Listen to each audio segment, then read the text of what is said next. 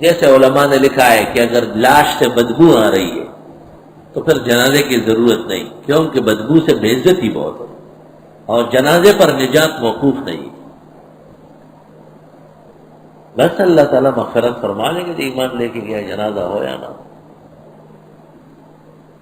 لیکن اس کی بے عزتی نہیں کرنی ہے۔ لوگ ہر شخص کہے کہ بڑی بدبو آ رہی، بڑی بدبو آ رہی، تو علماء نے لکھ دیا کہ چھوڑو اسے۔ اور جس کو پھانسی ہو جائے اس کی گردن اتنی لمبی ہو جاتی ہے، جنازہ نہیں ہے اس کا، ہدایت کے شروع میں لکھا ہے۔ ہر شخص نے گردن اتنی بے عزتی ہے، بے ادبی ہے بہت بڑی، انسانیت کے شرف کے خلاف، بس دفنا دو۔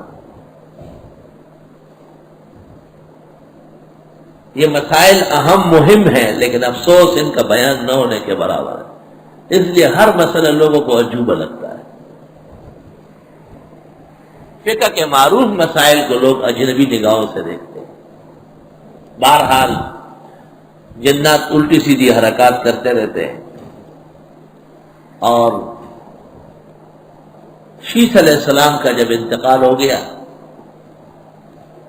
اور بعض کہتے ہیں کہ نوح علیہ السلام کا، دوسری ہے کہ حضرت نوح سے قبل انبیاء، تو لوگ بڑے روتے تھے اور اپنے بزرگوں کو یاد کرتے تھے، تو ابلیس آیا اور اس نے کہا بزرگان دین آپ کے مر گئے؟ کہ جی مر گئے۔ کہا یاد نہیں آتے؟ کہ بہت یاد آتے۔ کہا میں لے آؤں ان کو؟ کہا کیسے لائیں گے؟ کہا ان کی مورتیاں بنا کے دیتا ہوں۔ تو ان کی مورتیاں مجسمے بنا دی اور پوجا شروع ہو گئے۔ شروع کے لوگوں نے تو ویسے ادب سے رکھا، احترام سے رکھا، جیسے لوگ بزرگوں کی تصویر کو اپنے پاس رکھتے ہیں، یہ مفتی صاحب کی تصویر ہے، یہ فلاں بزرگ کی ہے، باقاعدہ البم بنائے ہوئے ہیں، اس میں تصویریں جمع کی ہے۔ خدا جانے کہ یہ ناجائز کام کے لیے کیسے لوگ تیار ہو جاتے ہیں۔ ان اشد الناس عذابا یوم القیامت عند اللہ المصورون، قیامت کے دن سب سے بڑی سزا تصویر والوں کو۔ کسی سے محبت یا عقیدت اپنی جگہ، اگر تصویر کوئی چیز ہوتی اور جواز تو کسی نبی، خاص کر نبی آخر زمان کی تصویر رہ جاتی، اور حضرت کی تصویر یا مورتی یقیناً اثرات سے خالی نہیں تھی، اسے دیکھ کر کروڑوں لوگ مسلمان ہوتے، کیونکہ آپ کو اللہ تعالیٰ نے ہر اعتبار سے کامل و اکمل بنایا تھا۔ لیکن بت پرستی دین احمد میں کئی آئی نہیں، اور اس لیے تصویر جانا ہم نے کھنچوائی نہیں۔ استغفر اللہ استغفر اللہ۔ میری طالب علمی کے زمانے میں بنس روڈ میں ایک پنجابی تھا، اس کی دکان تھی لسی کی، اور اس نے حضرت اقدس مولانا مفتی محمود صاحب رحمت اللہ علیہ کا ایسے قداور تصویر بنائی۔ جب آدمی داخل ہوتا تو حضرت ایسے کھڑے تھے، خطاب کرتے تھے، اور بڑے حسین جمیل اور لائق اعتبار ہستی تھی کائنات کی۔ کوئی مولوی جا کے کہتا ناجائز ہے نا، تو اس سے جھگڑا کر لیتا تھا، اور جو کہتا ماشاءاللہ بڑا اچھا لگتا ہے تو اس کو خوب لسی پلاتا تھا۔ طلبا روز دوپہر کو جا کے لسی پیتے تھے۔ میں بھی گیا اس کے پاس،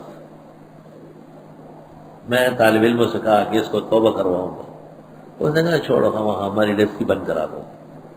میں نے کہا نہیں آپ اپنا کام کریں، میں اپنے اعتبار سے جا رہا ہوں۔ انہوں نے 2-3 دفعہ لسی پیش کی، حضرت مفتی صاحب کے اقوال سب دکھائے۔ میں نے قاسم العلوم ملتان سے حضرت کا ایک فتویٰ منگوایا،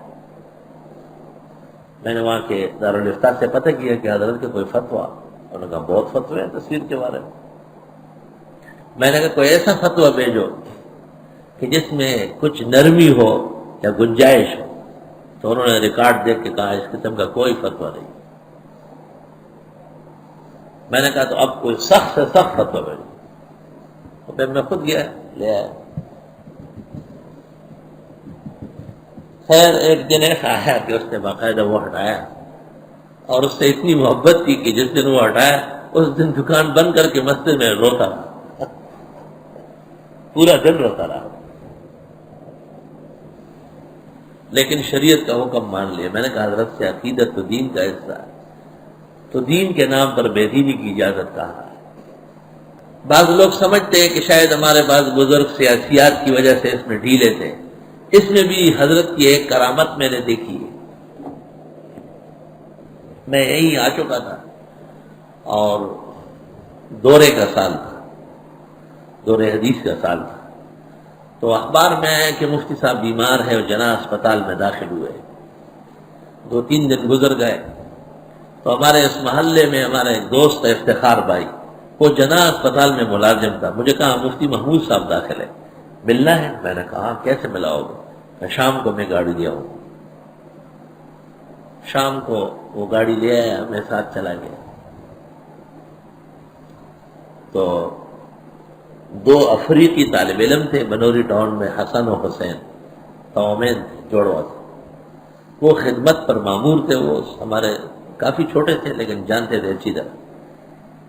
مجھے دیکھ کے کہا کہ مولانا مفتی احمد الرحمان صاحب اور فلاں فلاں سب ملنے آئے بیٹھے، اور مفتی صاحب وفاق کے سالانہ پرچے دیکھ رہا ہے، اس طرح بخاری کے پرچے دیکھ، میں سمجھ گیا کہ طبیعت اچھی ہے۔ میں نے کہا مفتی احمد الرحمان صاحب سے پوچھ لو کہ میں آ جاؤں۔ انہوں نے پوچھا، کہا بلاؤ۔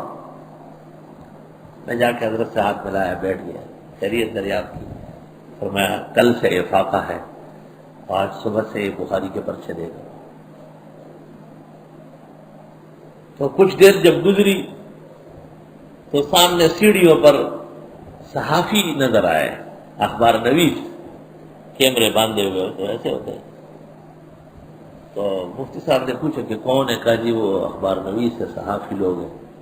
تو آپ نے فرمایا کہ اور تو خیر ہے، بیان بھی دے دوں گا اور ان کا آنا ضروری ہے، لیکن یہ تصویر بناتے ہیں، یہ بڑی مصیبت ہے۔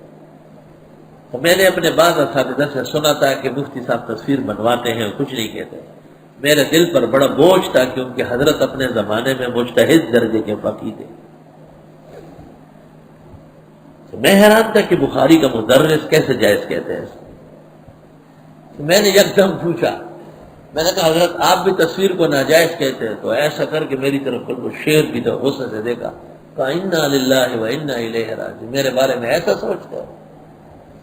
کوئی عالم، کوئی مسلمان ذی روح کی تصویر کو کیسے جائز کہہ سکتا ہے؟ تو پھر میں نے ایسے کہا، میں نے کہا حضرت اخبارات میں تصویر آتی، کہا یہ کہیں لے لیتے ہیں دور سے، ہمارے منع کرنے کے باوجود بھی اپنی شرارتیں کرتے ہیں۔ بہرحال وہ مصیب فی شرط ہے اللہ کے فضل سے، اس لیے بہت ہی محمود الملت والدین تھے اپنے وقت۔ لدھیانوی مرحوم نے ان کی وفات پر جو مضمون لکھا تھا، میں نے خراج تحسین پیش کیا، تو اس کا عنوان تھا محمود الملت والدین۔ یہ القاب محمود غزنوی کو دیے گئے۔ میں نے کہا آپ نے بہت تحریرات کی ہے لیکن ایسی نہیں کی ہوگی، تو بہت خوش ہوگا۔ کبھی بھی ناجائز کا ساتھ نہ دے آپ۔ احوال اور زمانے کی ضروریات اپنی جگہ، ایک مضطر پریشان حال، اس کے لیے اللہ تعالیٰ نے قرآن کریم میں خنزیر کا گوشت، مردار، خون، اس کی اجازت دی ہے۔ تو اس کا کیا مطلب ہے؟ یہ اس کا کوئی مذہب ہے یا اس کی زندگی کی کوئی ادا ہے؟ یہ تو ضرورت ہے، جیسے پیشاب پاخانہ ایک ضرورت ہے۔ ضروریات کو کبھی بھی معمولات نہ سمجھے اور اس سے توبہ کرے اور استغفار کرے اور دل و جان سے اس قسم کے محرمات یقینیت سے پرہیز کرے، تب جا کر کے ایمان نشو و نما پائے گا۔